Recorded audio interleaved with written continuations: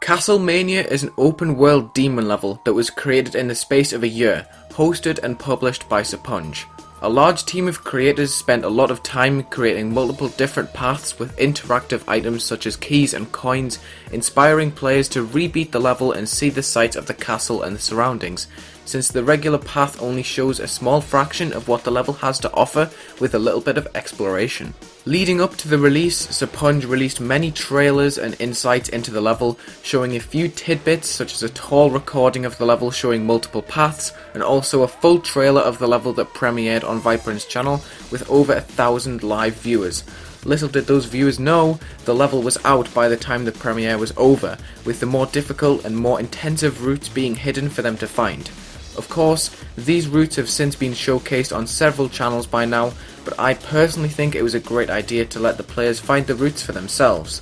The level was originally intended to be a Halloween release, but the team found several issues when gluing the level together. This process wasn't simple, as a lot of groups had to be reused, which led to other problems elsewhere in the level.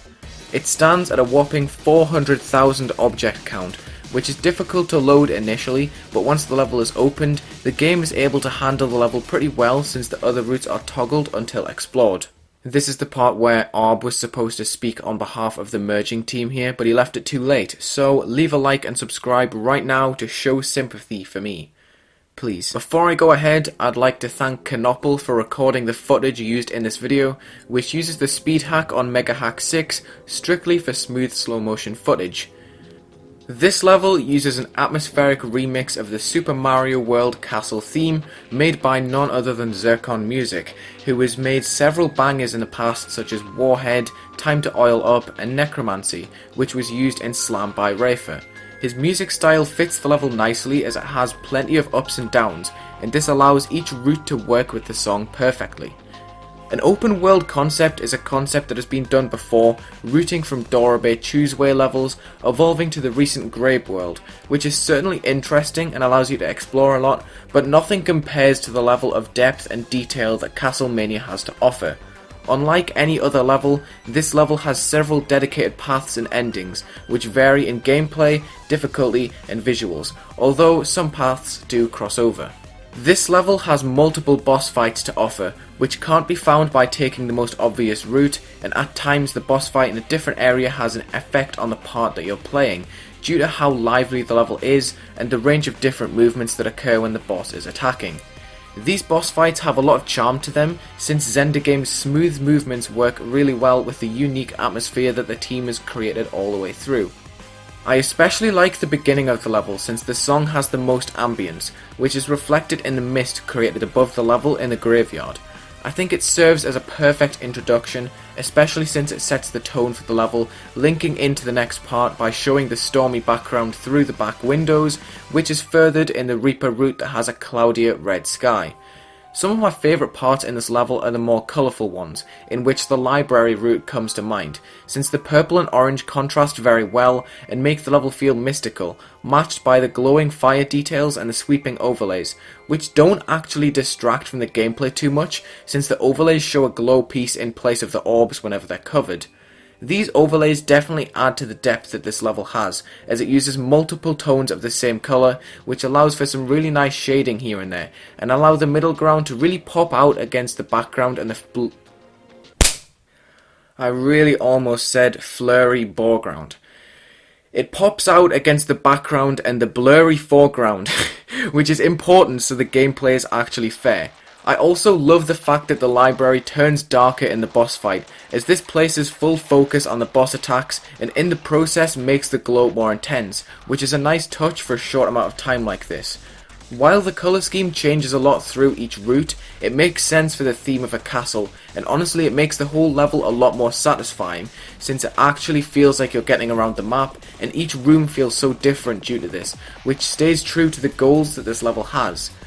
The deep route in this level takes the darkest turn, although the burning lava section brings some life into it. I love the progression from crawling through pipes to searching caves with a flashlight, then fighting the underground boss. The feel you get in this route is so much different to the other parts of the level, as there is no flash of colour anywhere since you're not exposed to the storm outside or the deterioration of the castle, although you do fall into darkness at the end. This route is one of the more interesting ones to take since it contrasts so much to the upper route and really gives you a good sense of height since it feels so far under the level and isolated.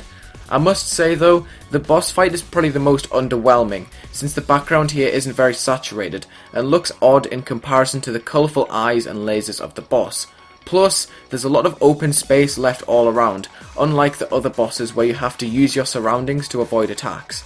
This part just doesn't really have as much depth as the other parts, despite this route being the more atmospheric one, with overlaying cobwebs and patches of darkness. The lava part prior to this part is a good display of depth because of the parallax that is shown in the foreground lava, and this effect appears elsewhere in the level, specifically at the beginning of the Reaper route, which stands out to me a lot because the parallax is mirrored on the top and bottom of the screen with the bricks and the clouds. This looks really nice and builds up tension really well until the following part comes in after a buffer in the hallway section, which is quite anticlimactic. This part is super static compared to the previous storm section and kinda sits awkwardly in between two intense sections of the level, but I must admit I like the way this part follows on to the first half of the Reaper boss. The last part of this route is really unique to me because it pairs some amazing flashing visuals with some very basic gameplay, which has a strange feel to it but masterfully brings attention to the incredible visuals on screen. There's some really sweet glow usage that has a low fade time so that the flashes are sharp and impactful. If I remember correctly, this is the part that sends the falling bricks downwards into the room below in the exterior path, I think? I'm not going to include this path in the video because I highly recommend you check the level out for yourself because it's definitely a unique experience.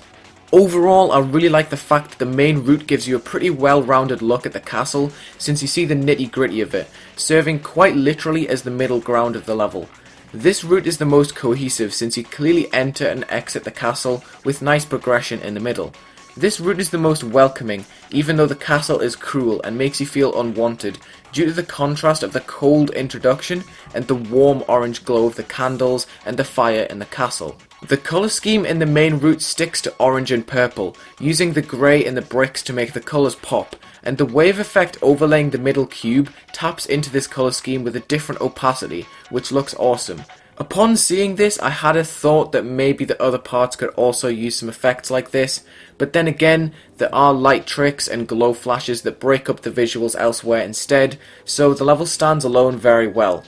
There's a lot to say about this level and a lot of parts that haven't been included in this video, but as a whole it's one of the most memorable levels to come out as of recent times, since it expands the barriers of the game, literally redefining an open world level in this game. It's a creative masterpiece and definitely deserves the epic rating it has on the servers. I don't think we'll ever see another level with so much detail for a very long time, but I hope it inspires a few people to try their hand at an open world level 2, maybe in 2.2 with the borderless ship game mode. My absolute props go to Serponge, Arb, and the whole team of creators listed in the credits for hustling for so long and putting up with the merging process. Thank you for watching this thoughts on video. Make sure you check the links in the description, check out this level for yourself, and have a good day. Let me know what you think of this level in the comments. I forgot to say that, sorry, bye.